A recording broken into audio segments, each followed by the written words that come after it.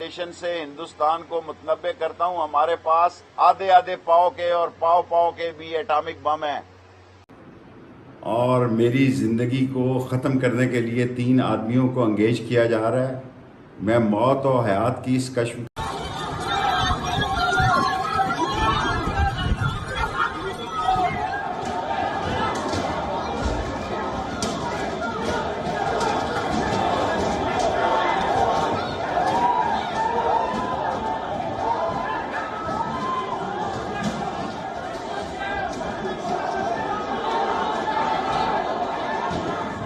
लेकिन जब चाइना की जानिब से ये खबर सामने आई है तो क्यों इस वक्त ओआईसी, क्यों इस वक्त तुर्की जैसे ममालिक भी खामोश बैठे और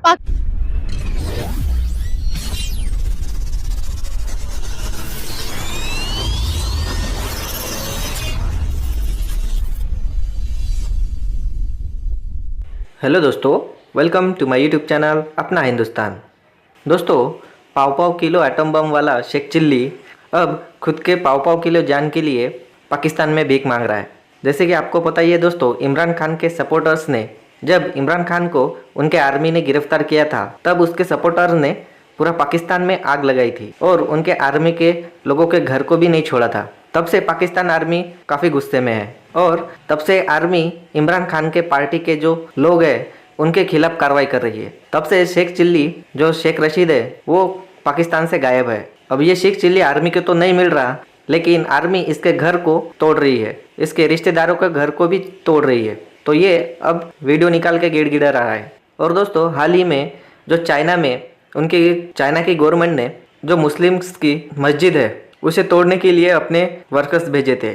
इसके खिलाफ वहाँ के चाइना के लोग जो मुस्लिम्स है वो सामने आ गए। लेकिन दोस्तों, उनके सपोर्ट में ये पाकिस्तानी कुछ भी नहीं बोल रहे। अभी जब इंडिया में कुछ होता है तो ये पाकिस्तानी पहले नंबर पर रहते हैं विरोध करने के लिए, लेकिन अब चाइना इनका बाप है जो इन्हें पैसे देकर खरीदता है। इसके खिलाफ ये पाकिस्तानी कुछ भी नहीं बोलेंगे। तो चलिए दोस्तों, मिलते हैं नेक्स्ट वीडियो में। जय हिंद। जनाब चीफ जस्टिस साहब, मैं पहली दफ़ा आपसे अपील कर रहा हूँ कि रियासत और सियासत को गंदा और परगंदा किया जा रहा है और मेरी ज़िंदगी को ख़त्म करने के लिए 3 आदमियों को एंगेज किया जा रहा है। मैं मौत और हयात की इस कश्मकश में आपको बताना चाहता हूँ कि मैं अल कादरा ट्रस्ट के एजेंडे के वक्त मौजूद नहीं था और मेरी शहजाद अकबर से कभी नहीं बनी। उसके किसी एजेंडे में मैं नहीं बैठा। अगर बैठा होता तो मैं ज़रूर नैब में कल शहादत देता, लेकिन झूठी गवाही देने से मैं मौत को तरजीह दूंगा।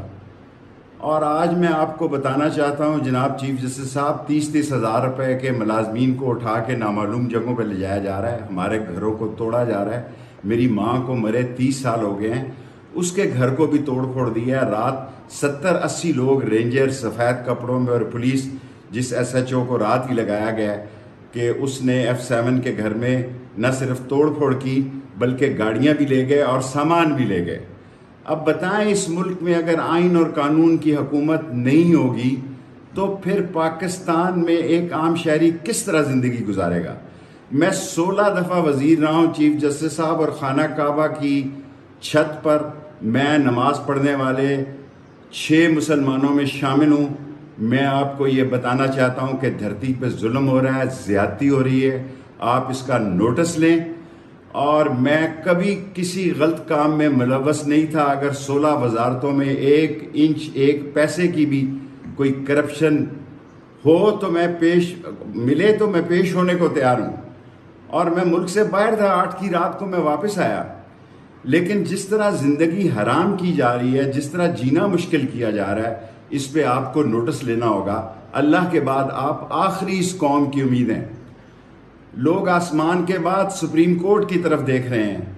अगर आपने भी आइनी और कानूनी फैसले न किए तो ये मुल्क कहत साली, महंगाई, बेरोज़गारी, इक्तसादी तबाही में आम आदमी खुदकुशी करेगा, खाना जंगी होगी और उस मुल्क की तबाही और बर्बादी होगी। इसलिए आपकी जिम्मेदारी है कि आप इसका नोटिस लें। दिखाने वाले हैं कि हमेशा यहाँ पर ये बोला जाता है कि भारत में मुसलमानों के साथ ये ज्यादती हो रही है, भारत में मस्जिदों को ताले लगाए जा रहे हैं। लेकिन जब चाइना की जानिब से ये खबर सामने आई है तो क्यों इस वक्त OIC, क्यों इस वक्त तुर्की जैसे ममालिक भी खामोश बैठे और पाकिस्तानी मुसलमान ये सारी चीजें देखने के बाद, ये पूरा सिनेरियो देखने के बाद क्या कहते हैं, चाइना के बारे में क्या राय रखते हैं, आए जानते हैं लोग। क्या कहेंगे सर? मैडम मैं ये कहना चाहूँगा, इसमें ऐसा बात ऐसी नहीं है। असल में वो हमारे पास जो है ना, वो आप ये देखा होगा कि जो चाइना है ना, ये वैसे भी वो ऐसी स्टेट है कि वो उनका दीन मजहब तो कोई है नहीं, सीधी सी बात है। एक सिंपल मैं आपको ये बात बता रहा हूँ। लेकिन हम ये देखते हैं कि ये हमारा इस्लामिक स्टेट है, यहाँ पर हम लोग मस्जिदों को ऑनर करते हैं। मतलब आपका कोई नहीं है, मतलब आप में इंसानियत भी नहीं है सर?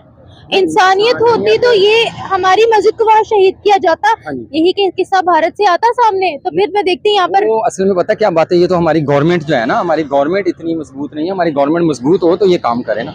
ये तो गवर्नमेंट लेवल पर काम उठाने वाले हैं, लायर्स जो हैं बस इतना सा कर सकते हैं कि सपोर्ट जो है ना, हम अगर हमें मतलब मौका दिया जाए तो हम लोग जरूर सपोर्ट कर सकते हैं। किसको सपोर्ट किए?